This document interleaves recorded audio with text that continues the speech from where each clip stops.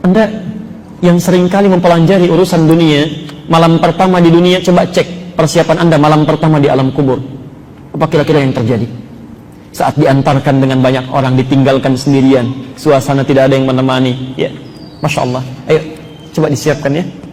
Kita, demi Allah saya katakan, belum bisa menjamin hidup hingga esok hari ya. Ya, kalau sudah tahu hidup kita tidak aman, maka setidaknya di bulan ini, ayo kita mulai perbaiki. Mohon izin, saya sangat bermohon sebesar-besarnya, mumpung kita yang dipilih oleh Allah masih hidup di awal bulan ini, barangkali saking sayangnya Allah kita diminta untuk berevaluasi diri. Ya, coba dicek. Tidak usah tunjuk orang lain ya, dimulai dari diri kita dulu, dari ujung kepala sampai ujung kaki, berapa banyak maksiat yang sudah dikumpulkan sampai hari ini. Oh, saya sangat serius menyampaikan ini. Ya, sangat serius. Di banyak orang yang barangkali sudah diwafatkan oleh Allah, menurut Allah selesai. Ya, dosanya sudah ringan, amalannya banyak. Kita dihidupkan sampai hari ini sekedar untuk diingatkan, hei, waktu kamu barangkali singkat. Ya, sebentar lagi pulang. Ya, sebentar lagi mungkin meninggal. Yang tidak kamu ketahui kapan. Barangkali keluar dari sini bisa pulang. Ya, karena itu saat Allah memberikan kesempatannya, tolong jangan sia-siakan. Ya, cobalah Anda diam sejenak, kemudian beristighfar kepada Allah, ingat dosa-dosa kita.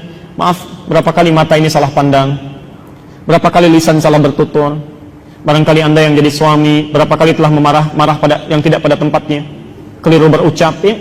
Ibu yang jadi istri, berapa kali wajahnya tidak menyenangkan, ya, pikiran yang buruk terhadap suaminya, pada anaknya, pada tetangganya.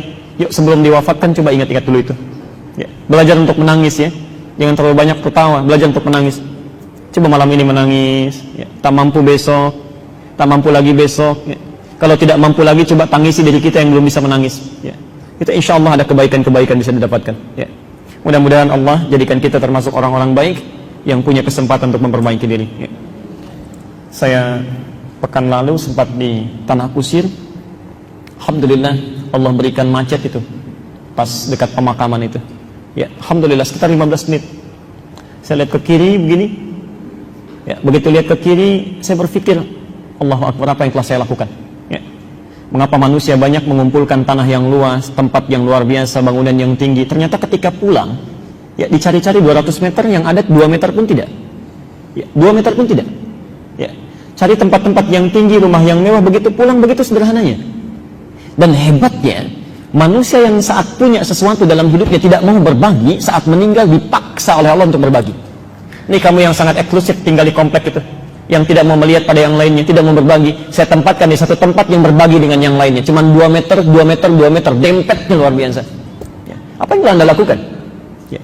Dan hebatnya saat melihat ke sisi kanan, Masya Allah, Allah perlihatkan ada sekelompok orang membawa buah-buahan ya. Ada yang bawa jeruk, bawa apel, disimpan di atas makamnya, nyalakan satu dupa, dia lihat begini.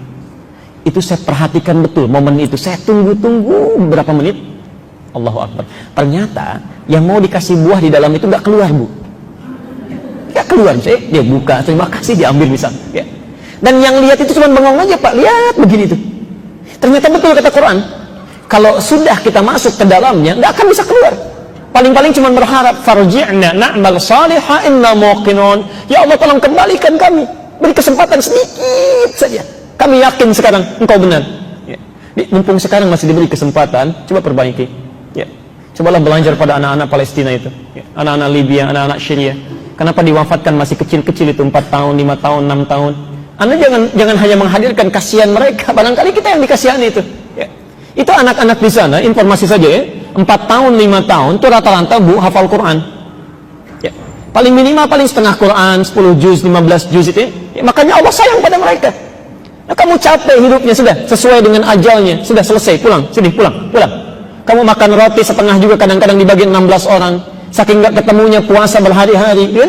Penghafal Quran, kata Allah, jangan lama-lama lah, jangan lama-lama, capek hidup kamu, pulang sini, nikmati alam kubur yang ada di Quran surah ketiga Ali Imran ayat 169 sampai 171 itu. Cepat pulang ya. Makanya mereka sudah belajar ya. Yang kasihan itu kita, diberikan 40 tahun, 50 tahun, 60 tahun, jangankan menghafal Quran, kadang sehari untuk lihat Quran saja mungkin belum sempat ya. Yang matanya masih bisa maksiat ya. Yang baru bangun tidur sudah dengar yang salah, sudah bicara yang keliru, sudah melihat yang dilarang, itu yang berbahaya ya. Anda yang seringkali mempelajari urusan dunia, malam pertama di dunia, coba cek persiapan Anda malam pertama di alam kubur, apa kira-kira yang terjadi? Saat diantarkan dengan banyak orang, ditinggalkan sendirian, suasana tidak ada yang menemani, ya, Masya Allah. Ayo, coba disiapkan ya. Kita, demi Allah saya katakan, belum bisa menjamin hidup hingga esok hari ya. Ya kalau sudah tahu hidup kita tidak aman, maka setidaknya di bulan ini, ayo kita mulai perbaiki diri kita. Ya. Dan cara terbaik, sumber untuk memperbaiki diri adalah memperbaiki keadaan hati kita, karena semua perilaku buruk itu bersumber dari hatinya. Ya.